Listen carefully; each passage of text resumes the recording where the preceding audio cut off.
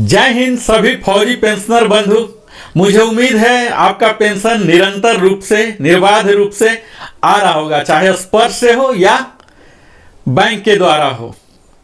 आज एक खुशखबरी लेके आया हूं OROP 3 का धमाका। आप सब इससे अब तक धमाका की गूंज आप तक पहुंच चुकी होगी। आज उस धमाका में एक और बेहतर माइलस्टोन तय किया है, क्योंकि DSW ने अपना पॉलिसी लेटर जारी कर दिया था और उसी पर आधारित PCDA प्रयागराज ने सर्कुलर भी जारी कर दिया। तो यह हम लोग के लिए बड़ा ही खुशखबरी है। सर्कुलर नंबर है 677 डेटेड 6 सितंबर 2024। इस सर्कुलर के जारी होने के बाद हम लोग का फाइनेंशियल एक्टिविटीज अब प्रारंभ हो जाएंगे। यही सर्कुलर का कॉपी स्पर्श के प्रोग्रामिंग टीम के पास पहुंचेगा और वो अपना प्रोग्राम स्टार्ट कर देंगे, बेसिक चेंज करना शुरू कर देंगे। यही सर्कुलर CPPC के पास जाता है, वहां के लोग उनके बैकएंड से उस प्रोग्राम को, उस बेसिक को रिवाइज करना शुरू कर देंगे। यही DPDO के पास जाएंगे या और भी पोस्ट ऑफिस और भी कोई PDA हैं, पेंशन डिसबर्सिंग एजेंसी, इन सब के पास सर्कुलर जाएगा और उनकी कार्रवाई प्रारंभ हो जाएगी। यानी कि अब हम लगभग 100% उम्मीद कर सकते हैं कि सितंबर माह का जो हमारा पेंशन आएगा वो OROP 3 से के कारण बढ़ा हुआ आएगा और जुलाई और अगस्त माह का एरियर के साथ आएगा।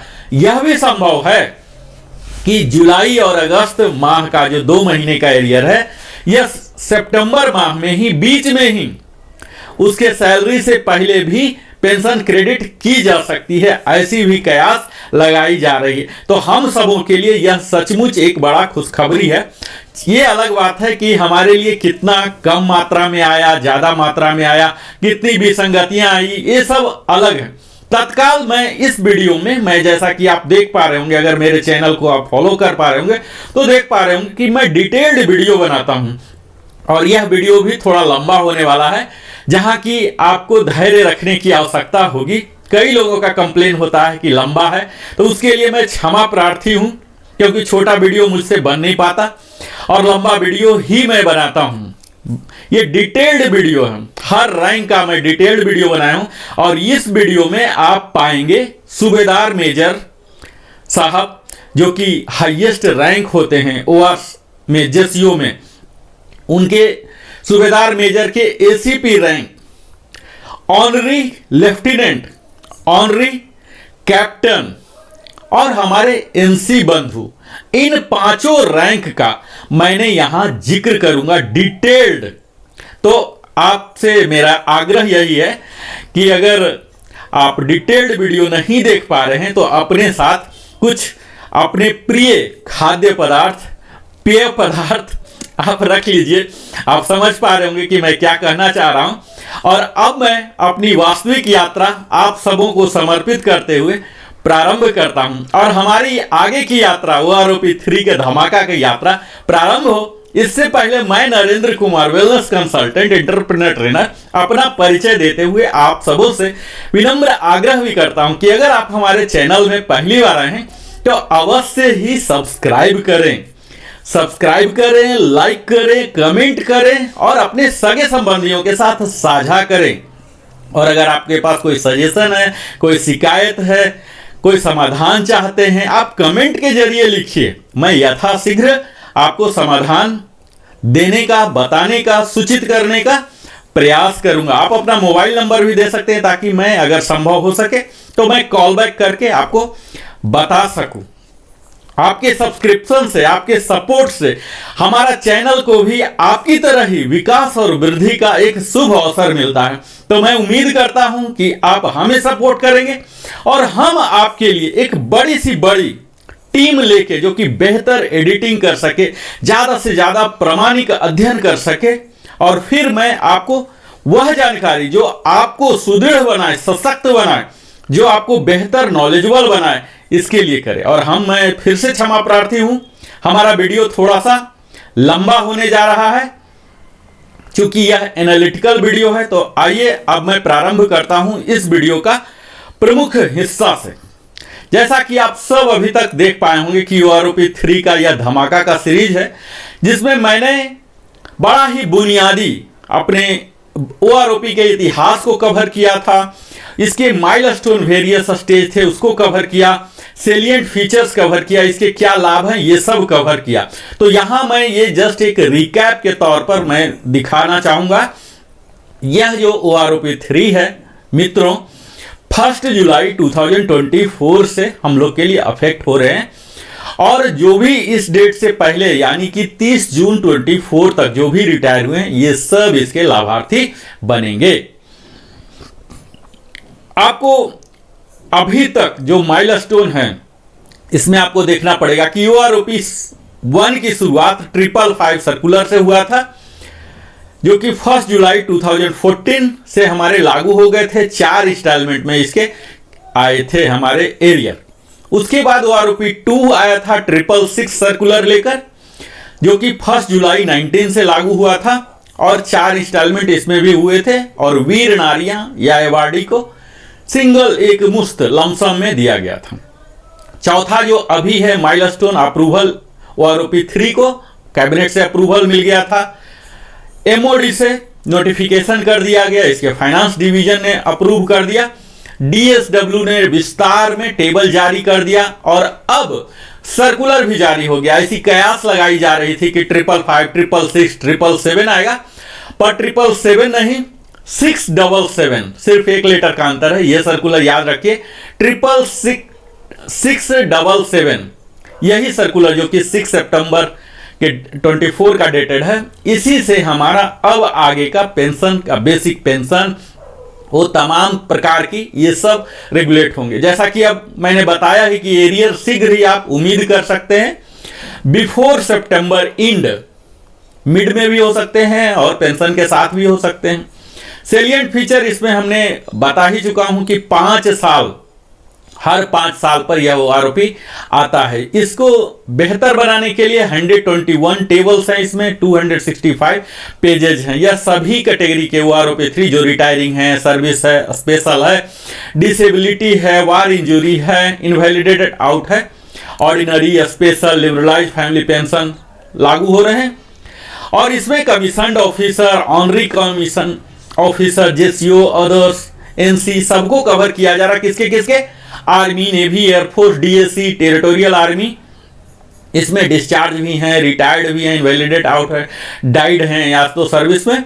यहाँ किन्हीं के लोग जो एक्सेप्शन है इसमें, जो प्री मैच्योर गए हैं 1 जुलाई 2024 में, इसमें फायदा नहीं मिलेगा। जब से OROP 1 आया यानी कि 1 जुलाई 2014 के बाद अगर कोई अपनी मर्जी से प्री मैच्योर गए हैं अपने रिक्वेस्ट पर, तो वो इसके एम्बिट में कवर नहीं होंगे। एक चीज और यहाँ जो मुख्य बातें हैं, किसी का भी पेंशन घटकर नहीं मिलेगा। चाहे टेबल में आप माइनस भले देख पाएंगे, किसी भी पेंशनर का या फैमिली पेंशन का घटके नहीं मिलेगा। आपके डिसएडवांटेज में रिवीजन नहीं होगा, यानी कि OROP 2 के कारण या OROP 1 के कारण या 7 CPC के कारण या कोई नोशनल कोरिजेंडम PPO आया है जिससे कि बढ़ा हुआ है, तो आपको घटकर नहीं आएगा। यह बात आप जान लीजिए। एप्लीकेबिलिटी जैसा कि मैंने बात कर ही लिया, सारे defence pensioner, family pensioner, civilian यहां इसके एम्बिट में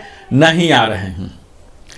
यहां जो एप्लीकेबिलिटी है हमारे डिफेंस के तो सब हुए ही, इसके साथ साथ DSC भी हैं, टेरिटोरियल भी हैं, एक्स स्टेट फोर्सेस भी हैं, और नॉन एप्लीकेबिलिटी में हमारे PMR जो प्री मैच्योर रिटायरमेंट लिए हैं, एक्स ग्रेसिया वाले हैं, रिजर्विस्ट हैं, पाकिस्तान बर्मा आर्मी पेंशन जो अभी भी PCD इलाहाबाद दे रही है, ये सब नहीं है। ओन रिक्वेस्ट वाले ये सब नहीं है।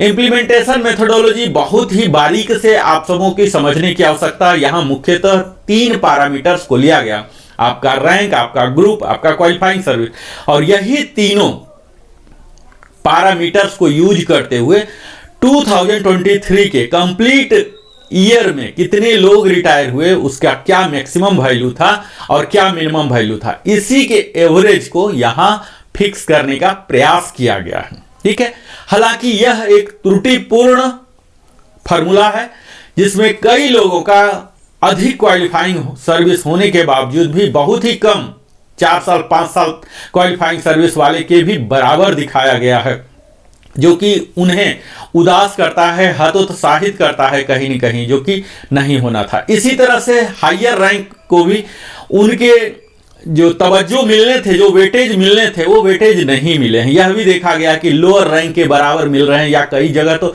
उनसे कम भी मिल रहे हैं, जो कि एक विसंगतियां हैं।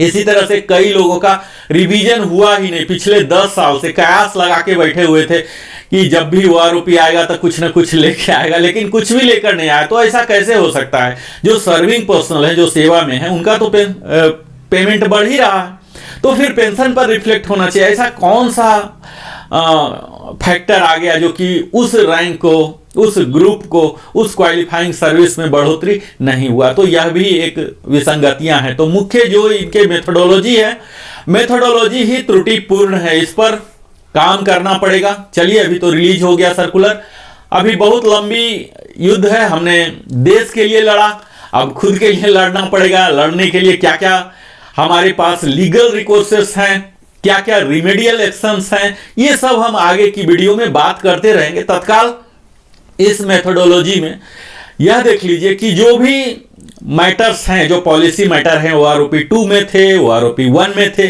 यह सब एज इट इज ही रहेंगे। अगर कोई चेंजेज आए हैं तो उसकी डिस्क्रिप्शन यहां दी गई है वो आरोपी 3 में, जो कि बेयर मिनिमम ही है, यानी कि वो आरोपी 1, वो आरोपी 2 का ही ये सक्सीडिंग वर्जन है। इसमें कोई बहुत ज्यादा अमूलचूल परिवर्तन नहीं है, अदर देन टेबल और एप्लीकेबिलिटी डेट। एप्लीकेबिलिटी डेट जैसा आप समझ ही पा रहे हैं कि 1 जुलाई 2024 हो गया, यही आमूलचूल परिवर्तन है। बाकी टेबल में थोड़ा बहुत चेंजेस किए हैं, जो कि हम आगे विस्तार में बात करेंगे। मैं अपने इस वीडियो में मुख्यतः जैसा बोला, एसएम साहब जो सूबेदार मेजर हैं, ऑनरी रैंक्स जो है, honorary flight lieutenant, honorary flying officer air force के, और एनसी, ये चारों को ही कवर करूंगा। लेकिन यह कवर करूं इससे पहले मैं यह उम्मीद करता हूं कि अगर कुछ लोग नहीं देख पाए हो सब वीडियो, तो यहां मैं क्विक रिकैप करूंगा, जो कि मैं अभी तक क्या क्या कवर किया, यह सब भी आप जान लीजिए। जो मैंने सिपाही रैंक का इक्विवेलेंट, उसके जो एसी होते हैं एयरफोर्स में, सीमैन होते हैं नेवी में, ये सब का हमने 10 साल तक दिखाया, जहां की या तो निगेटिव है या बहुत ही कम अंतर हुए हैं। जब हम 10 से ऊपर जाते हैं तब भी यहां करीब 12 इयर्स तक आपको बहुत ही कम अंतर दिखेगा, खासकर ये निगेटिव ग्रोथ है। जब हम 12.5 में जाते हैं तब जाके बढ़ता है, और 14.5 से एक्चुअल बढ़ोतरी दिख रहा है एक्स ग्रुप, वाई ग्रुप। आप अगर इस कैटेगरी से बिलोंग करते हैं, इस रैंक में अभी रुचि रखते हैं, इस रैंक से ही रिटायर हुए हैं, तो इस स्लाइड का आप स्नैपशॉट ले लीजिए। मैंने अपना तस्वीर काफी छोटा कर लिया है, आप बड़ा से बड़ा टेबल का हिस्सा ले सकते हैं और अपना देख सकते हैं कि आपका क्वालिफाइंग सर्विस क्या है। यहां मैं संक्षेप में आपको बता दूं कि क्वालिफाइंग सर्विस का राउंडिंग ऑफ किस तरह से होता है। आप यहां देख पा रहे हैं 10.5 ईयर्स। 10.5 ईयर्स में वे लोग कवर होंगे जो कि 10 से ज्यादा हुए हैं, सिर्फ 10 से ज्यादा नहीं, 10 years 3 months, 10.3, 10 months, 10 years 3 months अगर किन्हीं का हुआ है और उससे एक दिन भी ज्यादा है तो 10.5 में आएंगे। और इसी तरह से 10 ईयर्स 9 मंथ्स तक भी अगर हैं तो 10.5 में 10.6 में ही कहलाएंगे। ठीक है, यानी कि यह कहने का 6 महीने का ब्रैकेट है, लेकिन अगला 3 महीना जो है उससे एक दिन भी ज्यादा होगा तो आप ऊपर वाले में चले जाएंगे। ठीक है, इस तरह से ही इसका फिलॉसफी लिया गया है। सपोज कोई अगर 9 ईयर्स और 10 मंथ्स किए हैं तो उनका 10 में होगा। 3-3 महीने के ब्रैकेट से अगर एक दिन भी आपका ज्यादा हो रहा तो आपको एडवांटेज दिया जाएगा, और 3 महीने से अगर कम आ रहे तो फिर नीचे वाले ब्रैकेट में आएंगे। तो यह फिलॉसफी है राउंडिंग ऑफ क्वालिफाइंग सर्विस। यहां आप ग्रुप देख रहे होंगे, अभी तक आपने अगर सेवा में पिछला 20 साल 25 साल रहे हैं, छोड़े हैं, तो आपको पता होगा कि पहले क्या क्या ग्रुप होते थे। As of now X group और वाई ग्रुप 2 ही एग्जिस्टेंस में है। मैं ये सब टेबल को विस्तार में ज़्यादा विश्लेषण में नहीं जाऊंगा। पहला कारण तो यह है कि मैं ऑलरेडी बता चुका हूं। दूसरा यह कि यहाँ सिपाही जो कि 20.5 में बहुत कम लोग, एक्सेप्शनल ही होंगे कोई, वो इसमें जाते होंगे, या तो पहले चले जाएंगे या हायर रैंक में जाएंगे। यहाँ ऑनरी रैंक है, यहाँ भी आप देख लीजिए कि 10 ईयर्स तक कोई ज़्यादा इजाफा नहीं है। ये सब मेडिकल बोर्ड आउट वाले ही इस क्वालिफाइंग सर्विस में होते हैं। यहाँ मुख्यतः 14 से 15 से जाना शुरू करेंगे, नेवी में 15 से जाना शुरू करते हैं, जो कि अच्छा खासा यहाँ दिख रहा है इजाफा, एक्स में भी और वाई में भी। आप यहाँ देख पाएंगे, मैं इस डिटेल्ड वीडियो में OROP 3 माइनस OROP 2 किया हूँ। यहाँ डिफरेंस दोनों एक्स वाई ग्रुप को दोनों साथ साथ लेके चला हूँ। यहाँ आप देख लीजिए कि सारे वैल्यू एक्स और वाई के लिए सेम लेके चला गया है ऑनरी नायक के लिए। इसी तरह से 2890 जो कि बिल्कुल ही ट्रिकी फिगर, मैजिक फिगर दिख रहा है, इसमें कोई जाएंगे नहीं।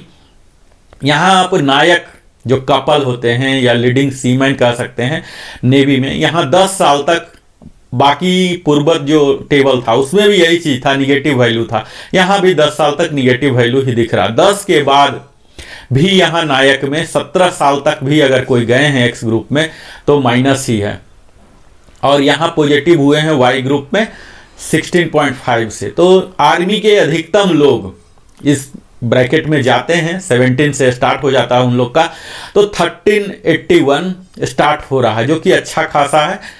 अगर एक्स ग्रुप में कोई जाते हैं कपल में ही तो 2075 तक मिल रहा है, तो यहाँ काफ़ी अच्छा। और यहाँ फिर से ट्रिकी है, अगर कोई 21.5 तक नायक में जा रहे हैं तो 2075, लेकिन उसके बाद 4025 है। मुझे नहीं लग रहा कि इस कैटेगरी में कोई जाते होंगे जो कि इतना बड़ा लाभ ले पाएंगे। इसी तरह से यहाँ भी वाई ग्रुप में 1881 तक दिया गया है, बहुत ही कम होंगे।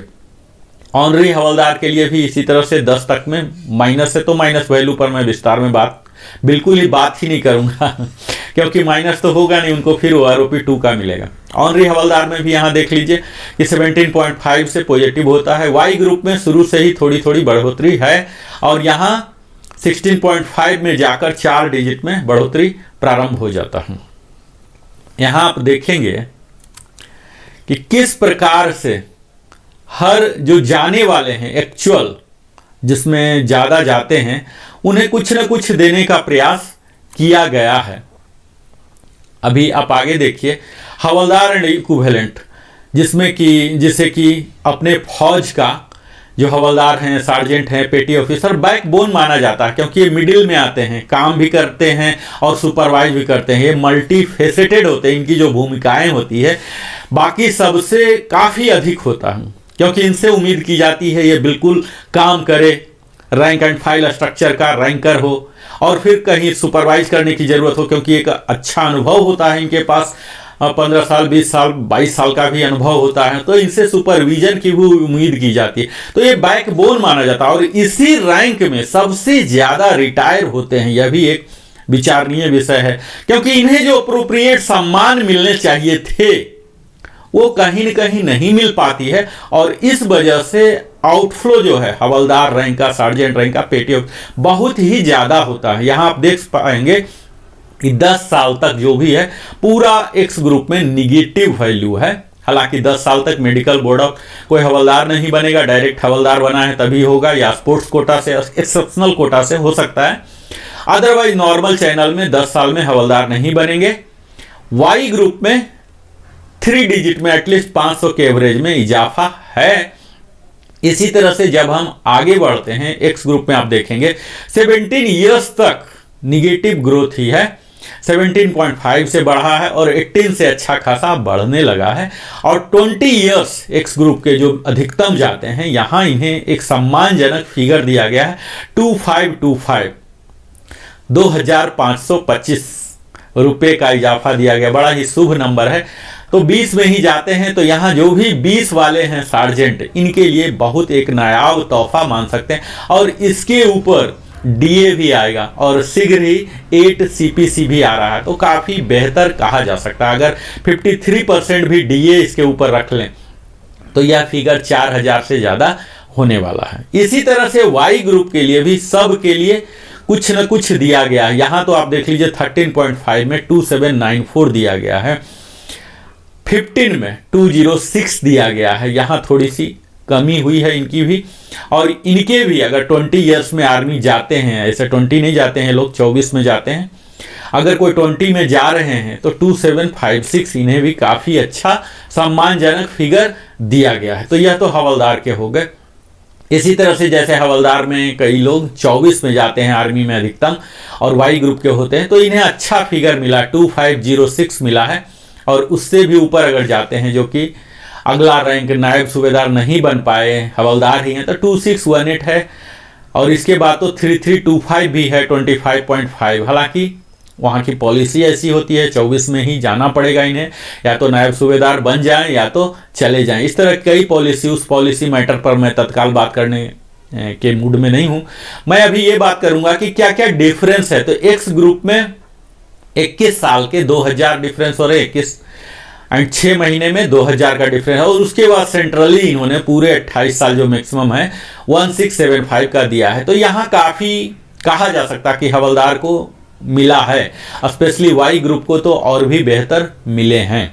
हालांकि इसके विसंगतियां की बात करें तो पूरा 10 वीडियो भी बनाऊं विसंगतियां पर, तो बहुत ही कम पड़ेंगे। लेकिन यहाँ सिर्फ विसंगतियां को लाना नहीं, हमारा मुख्य काम इस वीडियो के द्वारा यह है कि उस टेबल को एज इट इज आपको विश्लेषण करके बताया जा सके, क्योंकि यह ओआरओपी अपने आप में एक जटिल विषय है। इस फौजी पेंशनर को समझना, जो फौज में होते हैं उनके भी बस की बात नहीं होती है, वहाँ के अकाउंट ऑफिसर भी। और यहाँ तो सारे सर्विसेज हैं, आर्मी के इतने वास्ट रेजिमेंट हैं, रैंक हैं, उनके स्ट्रक्चर हैं, अलग अलग पॉलिसी, टर्म एंड कंडीशन है, प्रमोशन पॉलिसी अलग अलग रेजिमेंट टू रेजिमेंट हो जाते हैं। फील्ड में पोस्टिंग हुआ तो क्या प्रमोशन एक्सपेक्ट हो जाएंगे, अगर हेडक्वार्टर में रहा तो क्या हो जाएंगे। तो इस तरह से तमाम वो सब इफेक्ट आ जाते हैं। तो ये सब जो डीएसडब्ल्यू में बैठे हुए हैं या जो हमारे रिप्रेजेंटेटिव हैं, इनकी बस की बात नहीं है। ये सब हम अपने ही कंडीशन का जो है हम ही समझ पाएंगे, हमारे अलावे हमारा दर्द कोई और समझ नहीं पाता।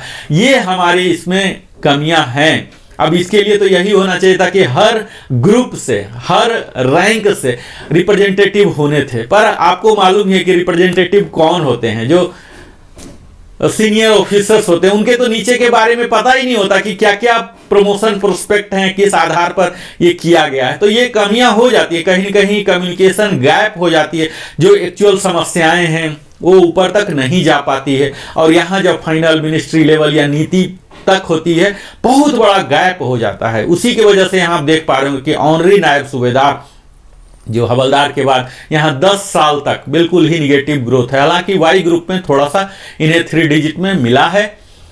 इसी तरह से ऑनरी नायब सूबेदार में भी 17 ईयर्स तक निगेटिव ग्रोथ है एक्स ग्रुप में, और उसके बाद थोड़ा सा मिलना शुरू हुआ, वाई ग्रुप में है। अब हम देखेंगे ऑनरी नायब सूबेदार का आगे वाला। आगे में देखिए, आप 20 साल से जाने के बाद आपको एक सम्मानजनक मिलता है। हालांकि ऑनरी नायब सूबेदार बहुत ही कम होंगे और इन्हें काफ़ी मात्रा में दिया गया, 3790 दिया गया है। ऐसे बहुत कम होंगे कि इतना हायर सर्विस लेके।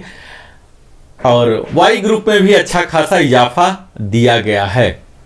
ये आर्टिफिसर 3-1 है, जो कि नेवी में होते हैं।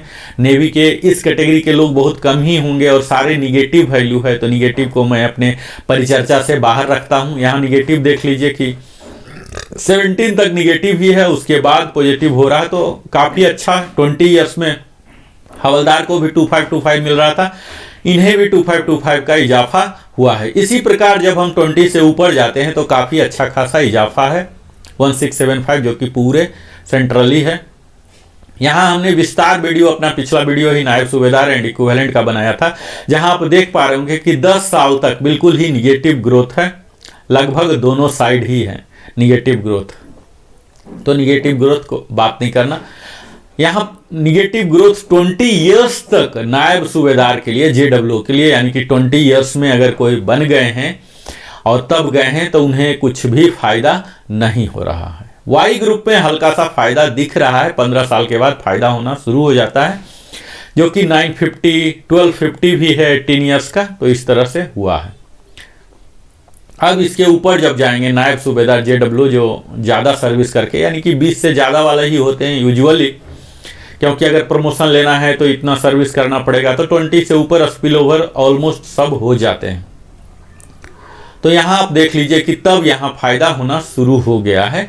एक्स ग्रुप में काफ़ी अच्छा है, 1775 करके 2950 है 24 साल में, जो कि अधिकतम जाते होंगे आर्मी के। फिर 3125 भी है। इसी तरह से डिफरेंस आप देख पाएंगे वाई ग्रुप में भी।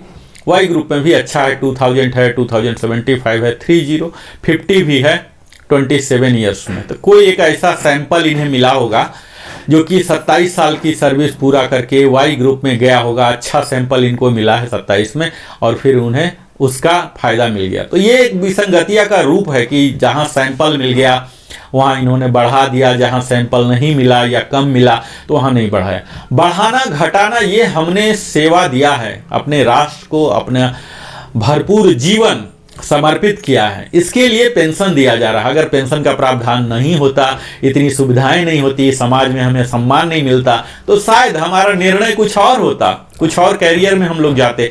अगर आज भी डिफेंस फोर्सेस में लोग जाते हैं तो इसकी सुविधा उन्हें कहीं न कहीं अट्रैक्ट करती है। उनके जो परिवार के लिए जो सुरक्षा है, जो सारी सुविधाएं दी जाती है, यह भी कहीं न कहीं आकर्षण का केंद्र होता है। यह एक हमारे लिए मोटिवेटिंग फैक्टर होता है।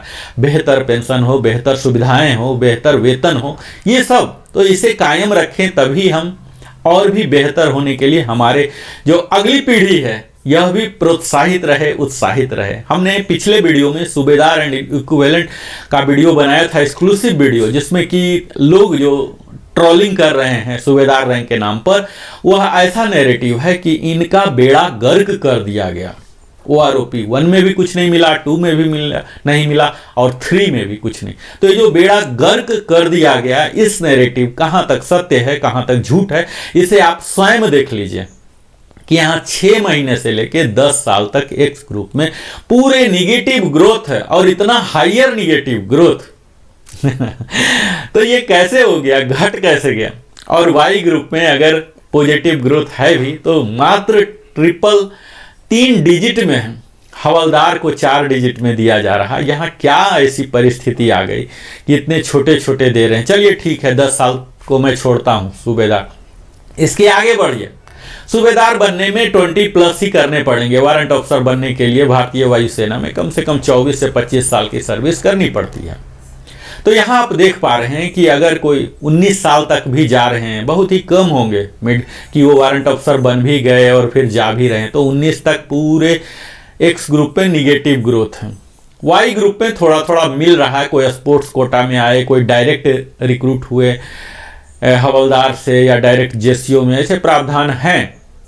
तो यहाँ थोड़ा थोड़ा इन्हें दिया गया है। अब फिर देख लीजिए कि यहाँ 18 ईयर्स में 450 है, 16.5 में 700। तो ये जो टेबल है, टेबल देख के ही आपको पूरा इरिटेशन हो जाएगा।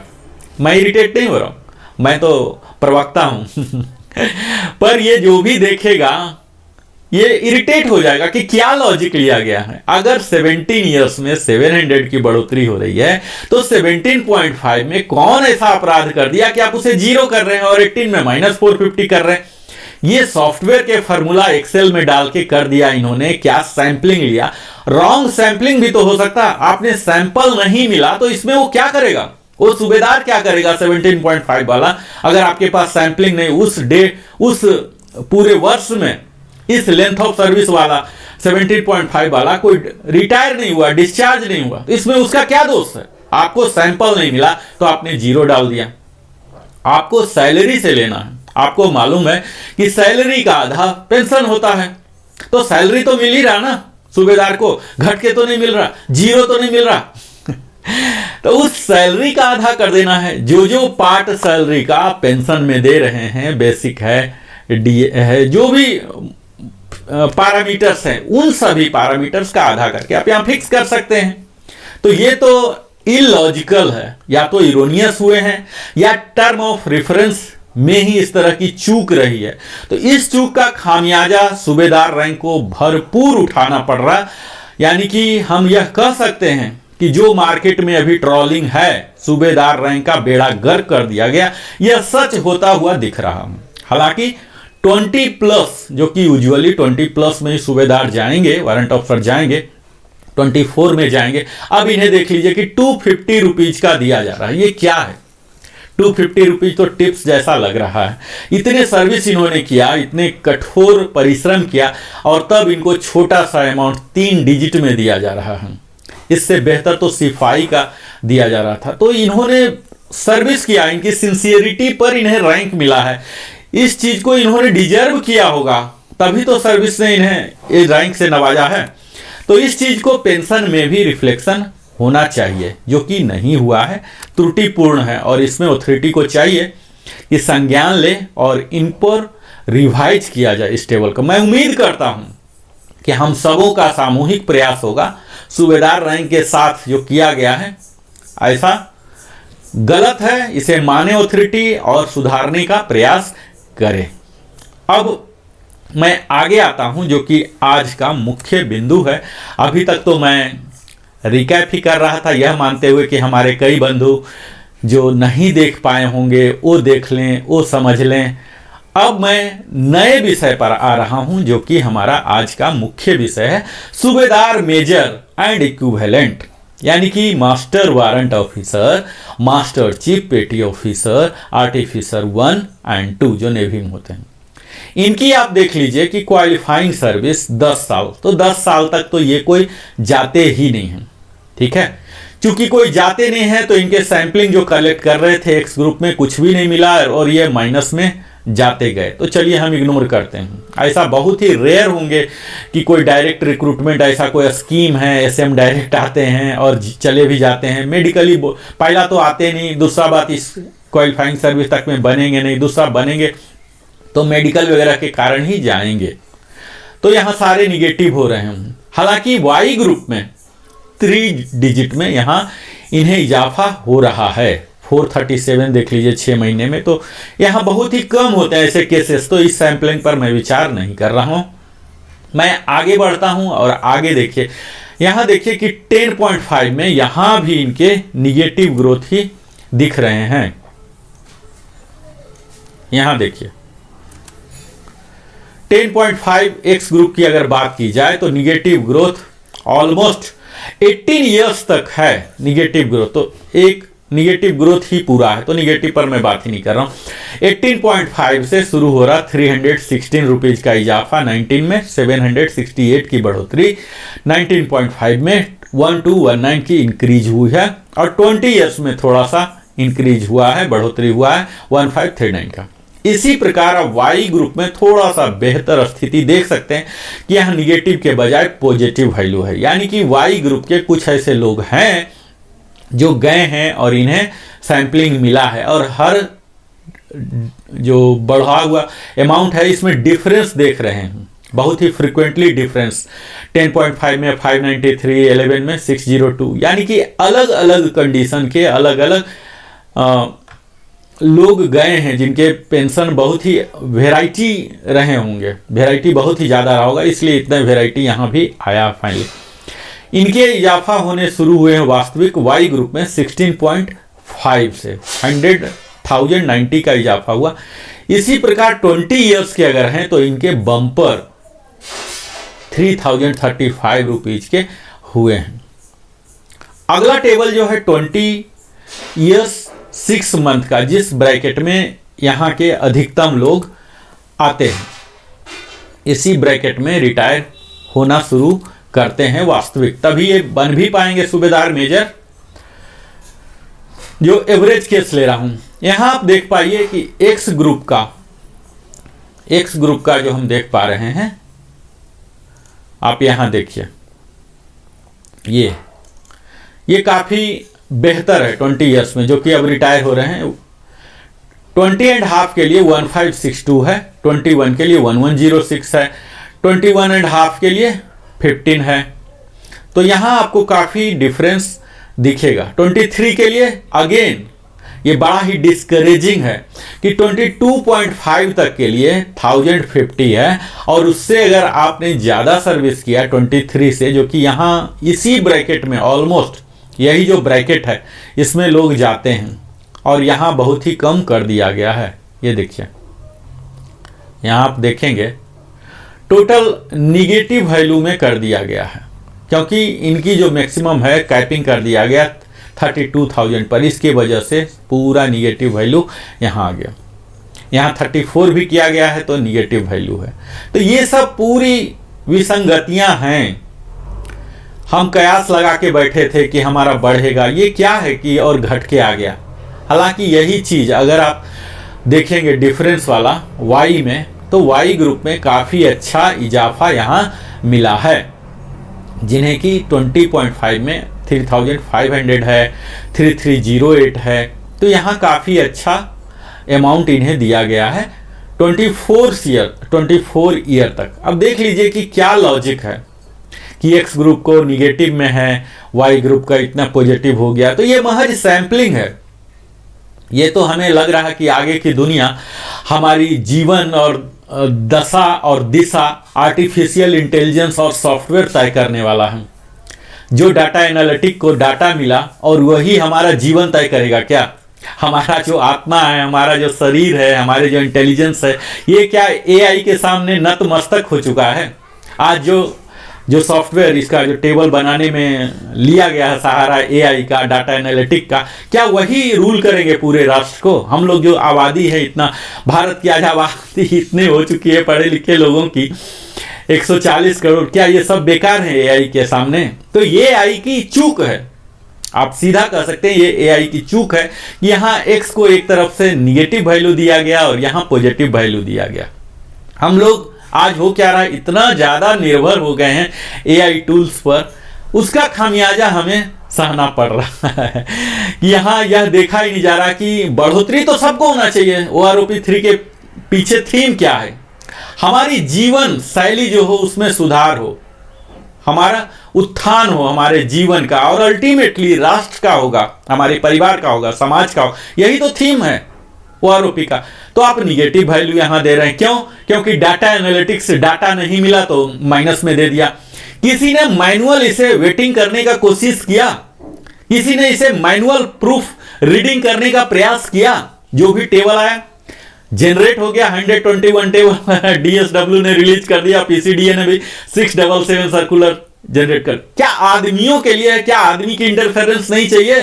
क्या सिर्फ एआई रेगुलेट करेंगे पूरे वर्ल्ड को और पूरे इंडिया को?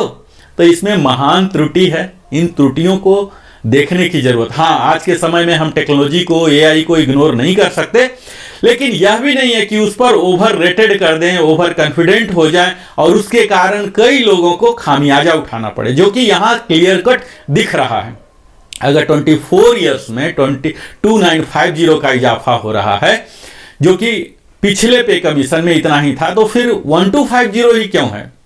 इनको भी सेम प्रोपोर्शनल होना चाहिए था। इसमें तो सिंपल सी है कि जितना परसेंट बढ़ाना है तो मिनिमम सब में बढ़ना ही चाहिए। तो यहाँ आप देख लीजिए कि सूबेदार मेजर को बहुत ही ज्यादा खामियाजा सहना पड़ रहा है। इसके आगे आप देखिए और भी ज्यादा जो इस ब्रैकेट में जाएंगे 28.5, एक्स ग्रुप में मात्र 25 रुपीज का डिफरेंस हो रहे हैं। ये क्या है? -25 जा रहे हैं और फिर 29.5 450 का हो रहा। एक जो सूबेदार मेजर साहब अपने पूरे जीवन की आहुति कर देते हैं, अपने करियर की आहुति कर देते हैं, 28 साल 29 साल सर्विस देते हैं, और उसके बाद उनको निगेटिव ग्रोथ दिया जा रहा है, जो कि उम्मीद लगा के, कयास लगा के बैठे थे कि हमें ये करना है, वो करना है। हालांकि ये सब अमाउंट आज के समय में बहुत बड़ा अमाउंट नहीं है, लेकिन कई लोग, हमें यह भी देखना है कि कई लोग का एकमात्र आय का साधन हो सकता है यही पेंशन, और वो अगर घट के हो तो उनके आशा पर कितना पानी फिरेगा, कितना खेद होगा, कितना दुख होगा, कितना फ्रस्ट्रेशन होगा। आप सोशल मीडिया पर देख लीजिए कि कितना हमारे लोग फ्रस्ट्रेशन में हैं। उनकी भाषा हम हर दिन पढ़ते हैं कमेंट में, कई लोग तो कुछ गजब ही कर देते हैं, अपनी मर्यादित भाषा को भी भूल जाते हैं, जो कि हमें नहीं भूलनी चाहिए।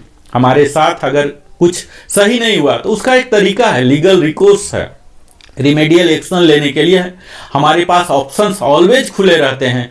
इनको लेना कि अपनी भाषा को अमर्यादित करके सब पर रखें, क्योंकि हमारी मर्यादित भाषा, हमारा आचरण, हमारा संस्कार, हमारा परिवेश, हमारा पालन पोषण का तरीका सब कुछ दिखाता है। तो हमें आगे का युद्ध जारी रखना है, अपने जीवन को बेहतर बनाने के लिए, अपनी आर्थिक स्थिति को करने के लिए, लेकिन एक मर्यादित तरीके से।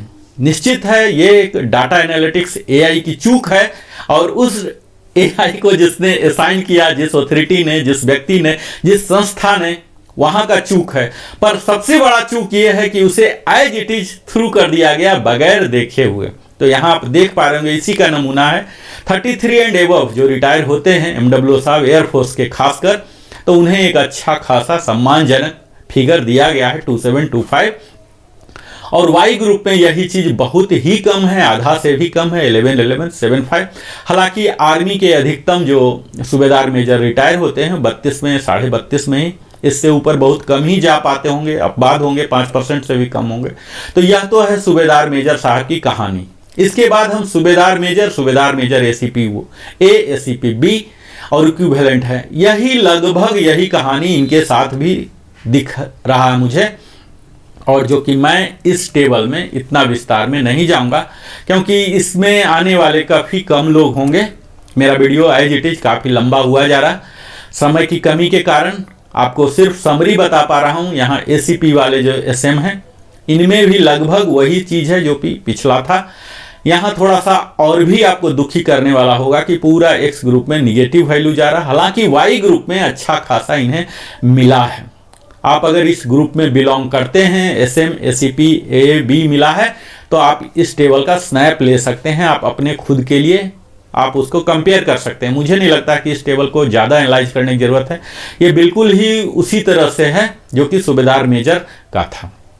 अगला रैंक जो कि बड़ा ही सम्मानजनक है, honorary lieutenant, honorary flying officer और ऑनरी सूबेदार लेफ्टिनेंट बोलते हैं नेवी में, तो इनके लिए है। ये काफ़ी मशक्क़त के बाद मिलते हैं, 15 अगस्त को, 26 जनवरी को मिलते हैं। इनके पूरे अदम्य सर्विस जो होते हैं, आप बोल सकते हैं अद्भुत सर्विस इनके सचमुच होते हैं। हर रैंक को इन्होंने पार किया है, सारे कष्ट को पार किया है, संपूर्ण जीवन का समझिए 2/3 तो इन्होंने आहुति दे दिया है राष्ट्र के लिए। यहाँ पहला टेबल जो देख रहे हैं, जो 10 साल तक दिखा रहा है, इनमें कोई ग्रुप नहीं होता, XY नहीं होता, मर्ज हो जाते हैं ये लोग। 10 साल तक पूरा निगेटिव ग्रोथ है, तो ठीक है, 10 साल तक कोई ऑनरी लेफ्टिनेंट बन नहीं पाएंगे, हम इसे इग्नोर करते हैं। अगला टेबल में चलते हैं 10.5 में। यहाँ भी लगभग निगेटिव वैल्यू ही है, 19 ईयर्स तक निगेटिव है, और उसके बाद 19.5 में 448 मिला है, 20 में 1024 मिला है, जो कि 20 ईयर सर्विस करके कोई ऑनरी लेफ्टिनेंट नहीं बनेंगे, ऑनरी फ्लाइंग ऑफिसर नहीं बनेंगे, इसलिए इस टेबल को भी हम इग्नोर करते हैं। अगला में चलते हैं, आर्मी में कुछ ऐसे हो सकते हैं जो कि युवा होते भी ऑनरी लेफ्टिनेंट बन जाते हैं, तो उन्हें यहाँ से फायदा मिलना शुरू हो गया है, यानी कि एआई को डाटा मिलना शुरू हो गया है 20.5 से, तो 1600 का इजाफा हुआ है। और वही देख लीजिए कि 25 में -300 हो गया, ऐसा डिप लिया है, कितना बड़ा एरर है। यानी कि 24.5 में जब गए हैं, इन्हें सैंपल मिला है, और जहां सैंपल नहीं मिला है वहां पूरा निगेटिव कर दिए। सैंपल मिलना ना मिलना ये एआई का, उस प्रोग्रामर का, उस सॉफ्टवेयर डेवलपर का, उस कंपनी का जरूरत हो सकता है, उस पेंशनर का जो उस पर आश्रित है, वो इससे प्रभावी हो, दुष्प्रभावी हो जाए, ये कहां का न्याय है। तो यहां क्लियर कट अन्याय दिख रहा कि आप ज़्यादा सर्विस करके गए हैं तो आपको निगेटिव मिलेगा, यानी कि आप में बढ़ोतरी नहीं होगी। यहाँ आप देख पाएंगे आमूल चूल परिवर्तन जो है, जो 33 साल और उससे ज़्यादा का, यहाँ काफ़ी अच्छा बढ़ोतरी हुआ है। हालांकि आर्मी में 33 साल और उससे ज़्यादा करके नहीं, 32 ही इनका कट ऑफ होता, अगर मैं बिल्कुल सही हूँ तो आप लोग हमसे बेहतर जज कर सकते हैं। तो 33 साल एंड एबव एयरफोर्स के जो भी ऑनरी फ्लाइंग ऑफिसर हैं उनके लिए बोनांजा कह सकते हैं, जहां की 46300, 5100 और 32 से ऊपर 32.5 और उससे ऊपर ही कह लीजिए, पूरे का हो रहा 46300। तो यहाँ काफ़ी बेहतर इजाफा है। इन्हें सम्मानजनक अपने मेडिकल के लिए, ECHS के अलावे भी अपने पोते पोतियों के लिए बेहतर ध्यान रख सकते हैं, एक सम्मानजनक स्थिति रख सकते हैं, और एक प्रेरणा के स्रोत बन सकते हैं उस युवा के लिए जो कि भारतीय सशस्त्र सेना में ज्वाइन हो और उसे लगे कि नहीं, हमें उस उच्च पद तक जाना है, HFO, HFL तक जाना है, उसके लिए वो प्रेरित हो। तो यहाँ उनके पेमेंट, उनके रहन सहन की शैली, बात विचार की शैली दूसरे को प्रेरित करेगी। लेकिन वहीं जो आर्मी के हमारे फौजी बंधु हैं, अगर वो 28 से 30 तक में अगर बने हैं एचएफ ऑनरी लेफ्टिनेंट तो उनके लिए कुछ ज़्यादा कुछ नहीं है। इनके लिए 31 साल के बाद शुरू हुआ है 1425। तो यहाँ भी आप विसंगतियाँ कह सकते हैं कि मात्र 31.5 साल का, यहाँ तक कि 32 साल का 1425 दे रहे हैं और 32 से ऊपर 51 दे रहे हैं। इतना ज़्यादा बदलाव तो ये निश्चित कहीं न कहीं फ्रस्ट्रेशन का कारण बन सकता है। इस पर ध्यान देने की आवश्यकता है। मैं अगला टेबल में जाता हूं जो कि हमारे हाईएस्ट रैंक हैं, हमारे सशस्त्र सेना के जेसीओ रैंक में हाईएस्ट रैंक माने जाते हैं honorary captain, honorary flight lieutenant या नेवी के ऑनरी लेफ्टिनेंट। बड़े ही मुशक्कत, अगर इन्होंने पहले एचएफओ बना, उसके बाद कोई 26 जनवरी 15 अगस्त आता है, तब जाके इनको ऑटोमेटिक मॉडिफाई कर दिया जाता है, ऑनरी कैप्टन या ऑनरी फ्लाइट लेफ्टिनेंट में प्रमोट कर दिया जाता है। तो ये बहुत ही महज संयोग होता है, बहुत ही बिरले ही लोग, बहुत कम लोग बन पाते हैं। अब यहाँ भी देख लीजिए कि जो एचएफओ के साथ हुआ वही एचएफएल के साथ भी यहाँ हो रहा। 10 साल तक कोई बढ़ोतरी नहीं, हम विचार नहीं करते हैं क्योंकि इस कैटेगरी में फॉल नहीं हो रहे हैं कोई। यहाँ भी आप देख लीजिए कि 19.5 में 448 हुआ है, 20 में हुआ है थोड़ा सा बढ़ोतरी 1000 का लगभग 1024 रुपया, और इसके बाद असली इजाफा 20 ईयर्स के बाद अगर कोई गए हैं, यहाँ भी ठीक वही कहानी है। 23 साल में 0 है और उसके बाद आगे बढ़ रहे हैं। तो 29.5 यहाँ आप देख लीजिए कि 29 वाले को मिला है, लेकिन 29.5 वाले ने पता नहीं कौन सा पाप कर दिया, इसे नहीं मिला है। तो यहाँ आर्मी के कुछ लोग ऐसे हो सकते हैं जो कि इस ब्रैकेट में भी रिटायर हुए हैं। असली जो आप यहाँ देख पा रहे हैं कि 32 साल करके अगर कोई ऑनरी फ्लाइट लेफ्टिनेंट रिटायर हुए हैं, हालांकि फ्लाइट लेफ्टिनेंट के केस में नहीं, ऑनरी कैप्टन के लिए हो सकता है जो कि अधिकतम है, 32 साल में ये लोग रिटायर होते हैं ऑनरी कैप्टन बनके। तो यहाँ इनको इजाफा नहीं मिल रहा है, 1050 का डिग्रेड किया गया है। 32 एंड ऊपर इसके लिए फिर मिला है 2625 का 33, यानी कि 32.5 से ही कह लीजिए 2625 इनका बेसिक 46300, यानी कि एयरफोर्स के जो एचएफएल हैं इनके लिए अच्छा बोनांजा कहा जा सकता है। 2625 सम्मानजनक जीवन जीने में इन्हें मदद मिलेगी। लेकिन उससे पहले जो आर्मी के लोग रहे हैं, यहाँ कहीं न कहीं मुझे लगता है कि न्यायपूर्ण टेबल नहीं है। अंतिम, मैं अब इस वीडियो का हिस्सा में आ गया हूँ, कितना लंबा हो गया मुझे मालूम नहीं, लेकिन आप यह देख पाइए इस वीडियो का अंतिम हिस्सा में आ गया हूँ जो कि हमारे एक महत्वपूर्ण अंग है, विशेषकर एयरफोर्स में या नेवी में भी कुछ होते हैं, आर्मी में तो शायद नहीं होते हैं। एनसी जो कि हमारे मुख्य कार्य को सपोर्ट करते हैं, कम्बटेंट नहीं है, लड़ाकू नहीं है, नहीं लड़ाकू होते हुए भी हमारे काफ़ी कार्यों को संभालते हैं, चाहे वो हाउस कीपिंग हो या एरिया क्लीनिंग हो, कई तरह की हमारी मदद करते हैं और तभी हमारा संस्था चल पाता है। उनके लिए भरपूर ध्यान रखा गया है। इस OROP 3 में 6 महीना से ही लेकर सब में सीधा बढ़ोतरी दिख रहा, 3 डिजिट में अच्छा खासा बढ़ोतरी। हमारे कई एनसी बंधु पूछ रहे थे कि हमारे लिए सर हुआ है कि नहीं, बताइए। तो आप एनसी महोदय जी यहाँ आप देख लीजिए, आपके लिए बहुत भरपूर ध्यान रखा गया है। 6 महीना से कहीं कोई निगेटिव वैल्यू नहीं है। आप जिस ब्रैकेट में आते हैं उस स्लाइड का आप स्नैप ले लीजिए और अपने लिए दिखाइए। यही एक एनसी ऐसा रैंक यहाँ दिख रहा है। हमें बड़ी खुशी हो रही है कि कम से कम हमारे एनसी बंधु को कहीं निगेटिव वैल्यू का सामना नहीं करना पड़ रहा, पूरा भरपूर मात्रा में 3 डिजिट, और 14 के बाद देखिए 1005 और 20 साल के बाद 1209 रुपया। तो एक बेहतर जिंदगी, सुविधा से भरी हुई जिंदगी हो, खुशी पूर्वक हो, परिवार के साथ गुजर बसर अब कर सकते हैं। थोड़ा सा बढ़ावा दिया गया है, अगर 20 के बाद वो गए हैं तो 1000 रुपया है। एनसी मात्र ही एक रैंक ऐसा है जिसे देखकर अपना दिल खुश हो जाता है। खासकर आप देखिए यहाँ जो 29 ईयर्स करके एनसी करके गए हैं, एनसी में भी अलग अलग कई रैंक होते हैं, लेकिन यहाँ टिंडल और ये सब डिस्क्राइब नहीं किया गया, सिर्फ एनसी रखा गया है। क्वालिफाइंग सर्विस दिया गया, इसमें कोई ग्रुप वगैरह होता नहीं चाहिए। इनमें भी इंटरनल प्रमोशन होते हैं। 29 के बाद देख लीजिए 29,900 की बढ़ोतरी इन्हें की गई है, तो काफ़ी बेहतर है। यहाँ आप देख लीजिए कि अगर पूरे सर्विस सुपर एन्यूएट किए हैं 30 तो 2625 करके गए हैं, तो काफ़ी बेहतर है। इस तरह से मैं मानता हूँ कि आप सब ने मेरा साथ दिया, भरपूर साथ दिया। इस वीडियो को बड़ा ही धैर्यपूर्वक सुना, हम मुझे सहा, और अगर रत्ती भर भी आपके जानकारी में यह लाभकारी हुआ हो तो जरूर ही सब्सक्राइब करें, लाइक करें, कमेंट करके पूछें, बताएं, ताकि इस सोशल मीडिया पर भी एआई लगा हुआ, इसे भी डाटा एनालिस्ट एनालाइज कर रहे हैं। आप देख ही रहोगे कि किस तरह से सरकार की मुहिम है सोशल मीडिया की जानकारी को लेना। तो ये भी जानकारी आप जो कमेंट दे रहे हैं, ये भी जानकारी कहीं न कहीं कलेक्ट किया जा रहा है और इस पर भी कार्रवाई होगा। सरकार इस फीडबैक पर काम करेगी। तो आपकी अगर कोई पॉइंट है, जेन्युइन पॉइंट है, आपके केस में कोई मेरिट है, तो अवश्य ही आप रखें।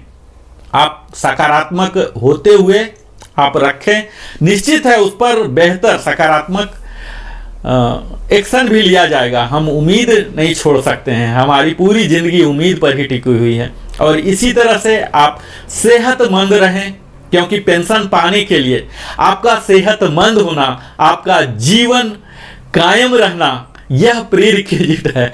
लाइफ सर्टिफिकेट के बिना पेंशन नहीं चलता है। तो आपने अपने जीवन का बहुमूल्य समय हमारे साथ बिताया, इसके लिए हृदय की गहराइयों से बहुत बहुत धन्यवाद। फिर मिलता हूं, और अगर सब्सक्राइब नहीं किया अवश्य ही सब्सक्राइब करें, ताकि लिविंग हैप्पीली भी एक लीडिंग चैनल बने, आप फौजी बंधुओं को और बेहतर जानकारी मुहैया कराने में। हम फिर से आते हैं नए विषय पर और बेहतर रिसर्च के साथ। तब तक बहुत बहुत धन्यवाद। जय हिंद, वंदे मातरम।